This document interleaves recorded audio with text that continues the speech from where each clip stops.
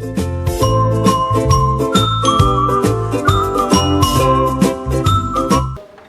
you everybody for coming. Didn't expect so many people, but it's really nice that everybody's so interested to find out what we have been doing. So today we're here to talk about our journey from moving from traditional forms of paper assessment to more technological, innovative forms of assessment using apps and iPads in order to do that. My name is Gemma Kearney. I'm head of FS2 at Wellington Primary School, and this is Sharon Robertson. She's head of FS1 there too. Now I've been there just over a year, and I've seen this implemented from the beginning up to now. It was a brand new concept to me when I first arrived, and it was also a brand new concept to Sharon when she arrived too. Okay. So the idea of today is just to introduce you to how you can utilise new forms of technology to make everyday work elements a little bit quicker, a little bit easier, and bring together the planning, observation and assessment cycle that we're doing constantly. But it's just here, this is just a little bit of a tool that can help you do that a little bit easier. Now, instead of me talking all the way through it, I'm just going to show you a quick video, which is the sales video from the company that we went with. Now, there are lots of companies that do this out there: Fingertips, Kinteract, Tapestry.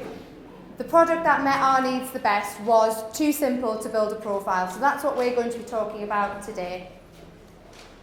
So hopefully this YouTube video will work. Can I just say quickly, you don't need to take pictures. We've given you a link to the presentation online at the end, so you don't need to record it. Right. It's been fantastic for both me and my colleagues. It's wonderful to use in the classroom. The children love seeing you use it. It's revolutionised the way we record all our FSP data.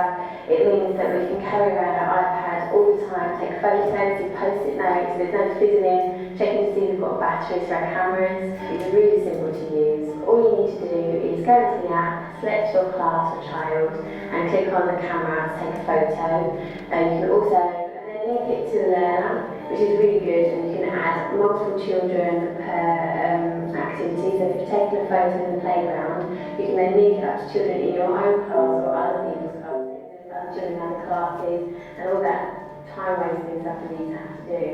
So it's really quite helpful. You can take it on the play.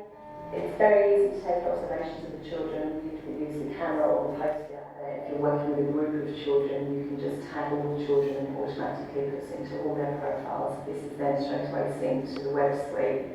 So then at the end of the day, if I've done some work with one group of children, I can see that on the web suite, but I can also access what my TA or other teachers have been doing with the children in the class. So I find the web suites are really helpful because it means that I can see an overview of the whole year group. Apart from the device itself being password protected, the app itself is PIN coded, so each member of staff will have to put their PIN code in to actually access the information. As well as this, the web suite has enhanced access that only identified personnel can use. This gives me peace of mind. It meets all our safeguarding policies and procedures. And also the data protection, which is so important, especially to governing bodies nowadays.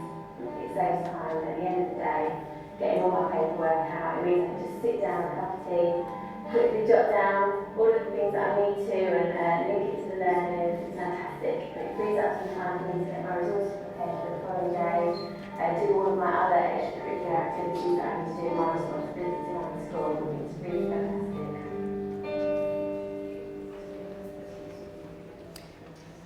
So that's just a brief introduction to the piece of software that we've begun using in our school. Now, we're a year into using this. I'm aware there are schools in Dubai that have used it a little bit longer, and there are schools in the UK that have even been using it for 3, 4 and 5 years since this product actually came out.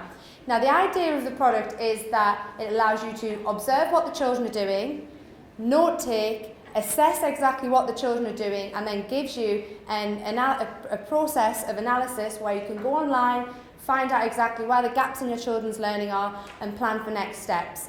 I'm just going to talk through now how we've done that over the last year.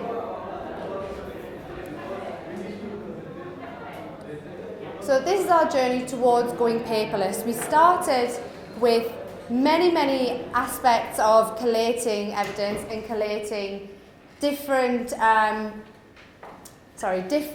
elements of children's learning. What did they know? How did they know? But we just felt we had so much. So we looked at the evidence that was in front of us. We looked in our school SEF, we looked at our inspection feedback, our GEMS review feedback, and also the data that we actually had on the children. What we found was there was one thing that was preventing us from moving forward, and that was our assessment procedures. Our knowledge of assessment, what to use assessment for, how to use the assessment, and bringing that whole cycle of assessment for learning to being able to challenge children to move forward. That was the thing that was really holding us back. So we got together as a leadership team to think, well, how can we move forward with this? We have so many ways in which we're collecting evidence, but why is it not being effective? So as a team, we discussed this and we looked for new ways of doing this. And one colleague had actually used this in the UK and she said, this is something we could try. So we did a lot of research about this and we finally decided that Too Simple to Build a Profile would be the project that would best meet our needs. And what we essentially wanted to do was to improve the assessment systems across the UIFS in order to raise the attainment of our children and to accelerate children's progress. Little did we know that it would have such an impact as it did in such a short space of time. So we did have this very big barrier of getting the staff buy-in. We were moving forward in quite a rapid way with a very new tool. People didn't want to leave behind the post-its, they didn't want to leave behind the digital cameras, they didn't want to leave behind all of those little parts of our life that have been part of our life for so long and so important to us. So we all got together and we looked at those mountains of paperwork that we were doing. Teachers had a workbook, they had a learning journal, they had a scrapbook for parents, they then had a homework book, they also had a big talk book. Further to that, they had files of tick sheets, files of post-its. What were they doing with them? They were sitting on a shelf. They weren't being used to inform planning, they weren't being used to inform assessment and data. They were day-to-day tasks that teachers were carrying out extremely effectively, but then doing nothing with them. So we put them all out in front of the teachers and we said, okay, this is what we're doing now, let's try this. This app could do the note-taking, the photographs, no cutting out, no sticking, no glue sticks. It could do all of that for us. So they spent a term doing it, which was quite great. And then they began questioning, hang on, we're doing this in a homework book, we're doing this in a learning journal, we're doing it in a scrapbook, we're doing it here, we're doing it on Too Simple, we're doing it on the iPad, we're duplicating this. So then we thought, well, okay, yeah, maybe you are. Let's get together. So what we did was we got the teachers empowered. They realised, okay, hang on, we are doing a lot here, but what are we actually doing with it? So again, we came back together in a nice little professional development session and they self-evaluated. We said, okay, what do we need? I'm sure many of you working in British curriculum schools will be familiar with this. This is from the UIFS curriculum. Now, what we want to do is we want to be observing the children, assessing the children and planning and putting that into our next steps. However, that was not happening from the abundance of information we had. So they looked at it and they said, right, okay, well, yeah, Too Simple is giving us the observation. We are taking the picture, we are writing in our notes. Oh, the app does that for us. So why are we doing it 2 or 3 times in other places? We also looked at it and said, right, well, we need to assess. How are we going to do that? Okay, well, Too Simple. Assessors, straight away you can do your observation, they can tick it, they can tag the learning immediately to the early learning goal from birth right up to the exceeding descriptors of the national curriculum.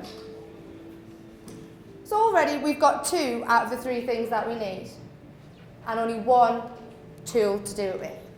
So again, we needed assessment. So we've got that assessment, but we've also got a summative assessment as well.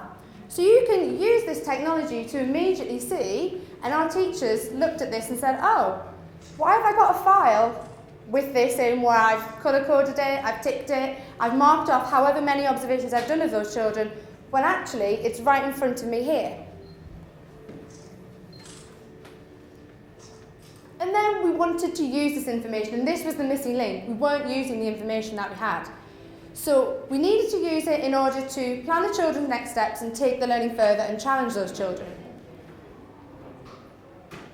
And again, I'll just go back to that previous slide actually, because this format identifies the gaps in learning. So immediately teachers could see that this child here does not have any evidence for this area. Right, I need to plan opportunities for that. I need to challenge and give the children opportunities to achieve that.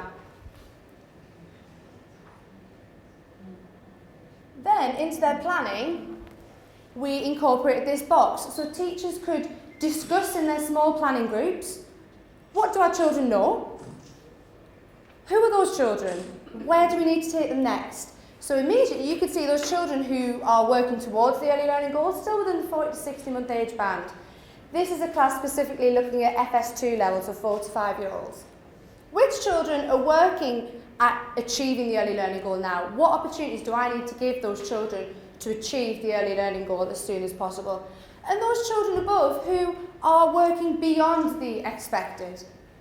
And then teachers could then plan from the Development Matters framework, from the curriculum, into the next box. These are the differentiated outcomes that I'm looking at this week for these children, and input the activities and the learning opportunities beyond that. So, the impact of doing this took us around about a year to implement to get to where we are now. We're not finished, it's not embedded, it's not 100% secure. We've had new staff come, people who are not familiar with it, and we've had to convince them that this is the way forward, to leave those things behind. But from that abundance of paperwork and massive piles of books that we had, not to mention the laborious hours of cutting, of sticking, instead of planning opportunities for children's learning, instead of preparing for your lessons, they had all of that information there, but they weren't doing anything with it. But now, they are. And we've got that impact. Last year, the impact on practice was quite phenomenal for teachers.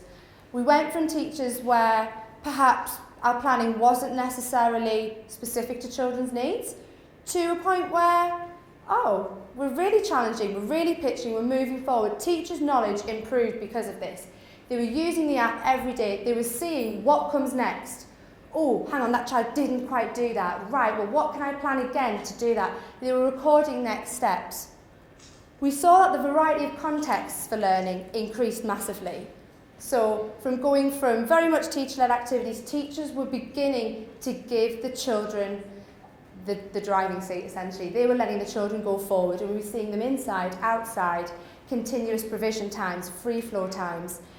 The evidence bank increased from being very much teacher-directed and only teacher-led activities to spontaneous opportunities that children were doing throughout the day. Now, the expectations as well. As I said before, we were asking teachers to look at where the children were, using that information that the app was giving us, and then their expectations improved. The expectations for children, those children who were ready to work on exceeding descriptors, to be pushed forward onto national curriculum levels, who were ready, it was there, and they were more confident to do that because they had the evidence. They were more confident because they had the knowledge and know-how, and that nobody was going to question it because they had to sort through 60 million pieces of paper to find that piece of evidence. It was all there in one place. So the pitch improved. Therefore, at the end of the year, from those opportunities, when we looked at the data, children's attainment and progress, what we saw was extremely positive. This is what we set out to do at the beginning of the year, and it happened. We did it. The children's progress and attainment did improve across all areas of the curriculum.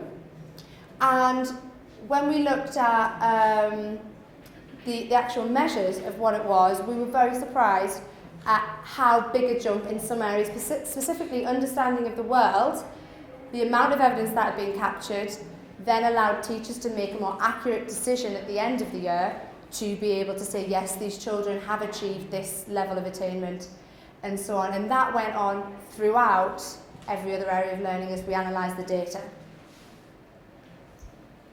Now, we're not finished, as I said at the beginning. We're moving forward with this.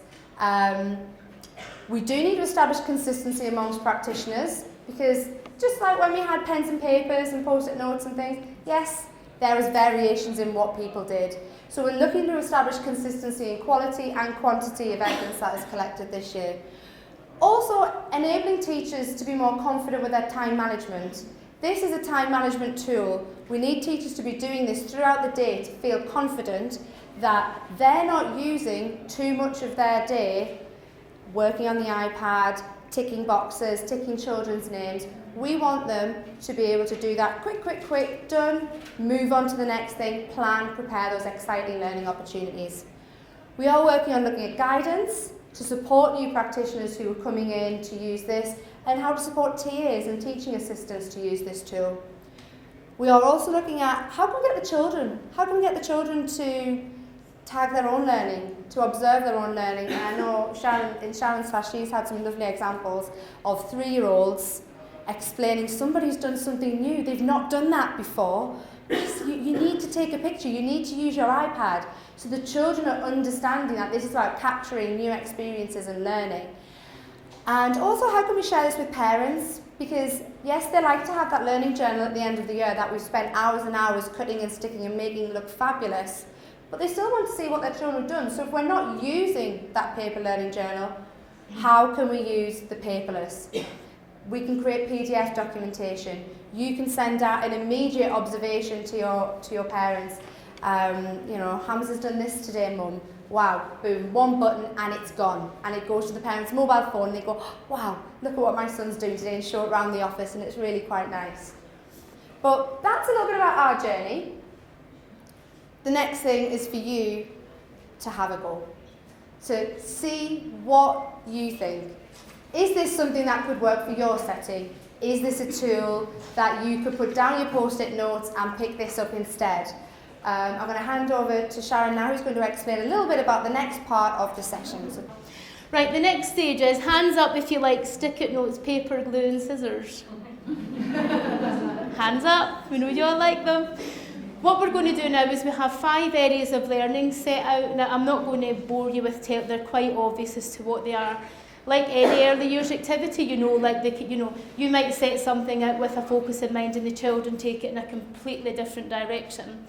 So they're different areas. There's enough resources. We thought there was only 30 people, so we'll have to share. And what we're going to do is Jem and I will come around. We've got the instructions for how to use the iPad. It is really easy. I mean, most people are, I know, are familiar with it. We'll come round and get you all started. What we're going to ask you to do is, if we kind of try and divide into 5 groups with the people that are standing, have some people being the children, so engaging with the learning, playing with the Play-Doh, doing the role-play and things, and then the other people observing and then turn-taking, so that we're getting an experience to look, and maybe you'll think in your mind of an outcome that you think the children achieved, or a driving question that they would maybe have achieved throughout the playtime. But when you look at the iPad, you might then tag differently or go in and out with different age bands, okay? So if everyone just divides up into 5 groups.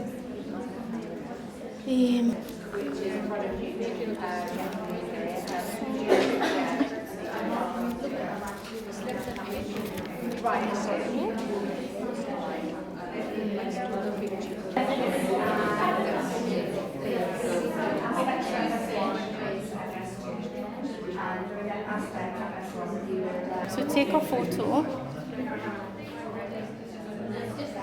So you would take the picture, you would use the photo, and then you would add the children's names, and then you would add the objectives.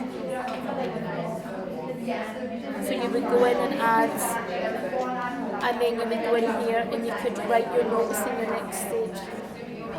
So it just saves you doing all the cutting and sticking and, the notes and things. So have a little play with it. Have some people playing and some people taking pictures, okay?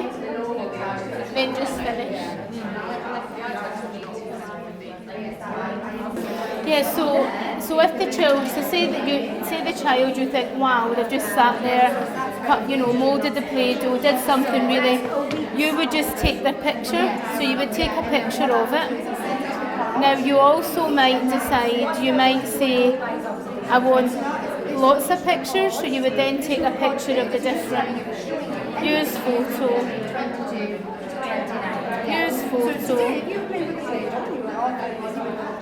You might take another picture, okay?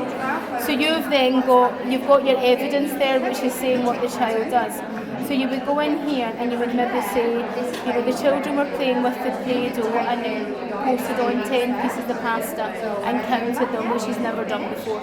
So you would write the little blurb. The next steps you might say, well, maybe next time to count beyond 10.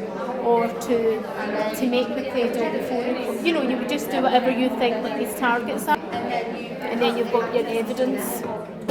So you would then say that if you click a photo, it should be one specific child first.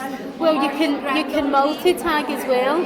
So it might be that there's 5 children that are engaging with that activity, and you feel that all 5 have met the objective. So you would then tag all 5 children in it, so that you're kind of doing the work once for 5 children. Or you might say my whole class did it. You might say, well, we all went on a school trip, they all listened to instructions, they crossed the road safely, we got back to school and we all talked about the butterfly garden. So you would then just tag your whole class. So you're getting like 20 observations out of one click. So what if you have missed one objective? Let's say, for example, well, that doesn't matter because you just constantly go back. Because when you go through the picture, then you've seen some objectives are also met. Sometimes you have to choose your objectives because you could pick 20, and sometimes it's just about what is my focus and what's the purposefulness of it, like what is that child done that before, and if they have, it might be less important. But you can always go back to the you can just keep going back and adding. It's because it's not online. You can just keep going back and adding to it. And then with the coverage, when you print off, when you go on the web suite on your laptop, with the coverage, sometimes as a teacher, you're teaching and then you get to the end of the term and you think, oh gosh, I've not done any music, for 3 weeks, so there's going to be no evidence. You can then look at that and you can see where your gaps are. So you can then say, oh, I've not done much on number or music or cooking. So then you can go back and you can then have a week where you think, right, I'm going to cook and I'm going to, do all these things. Yes. That generates it from this. It's really good. It's really good. Yeah, so like in my class, so like you have, some Emirati children, some on IEPs, and yourself before you would have to, the coordinator would come and say, I need evidence of the IEP, and you think, right, another job to do. Well, you just go into this and you just print off that child's observations for the term, and you say, there you go, like they're done. Yes, you can print that. Individuals or class or groups, you can target groups as well. No, you have to buy it, but it's not expensive. We'll give you the information at the end, it's not expensive. Yes, I've got it.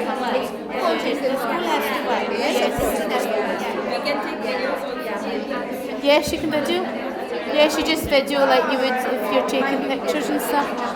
But honestly, it's fantastic. I mean, I only moved to Dubai in September, and I literally just picked it up and used it. It wasn't difficult to use at all. You know how sometimes it's complicated and you think, no, you can use, no,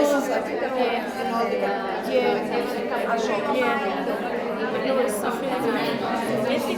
take the notes online. Yes. It does reduce your workload because you can have the app on your phone as well. So sometimes I'm just going home in the taxi at night and I just... So you basically have to have the background ready, that is the objectives and all that. No, that's all in it. That's all everything in it. The objectives. The only thing. No, what did you tell you?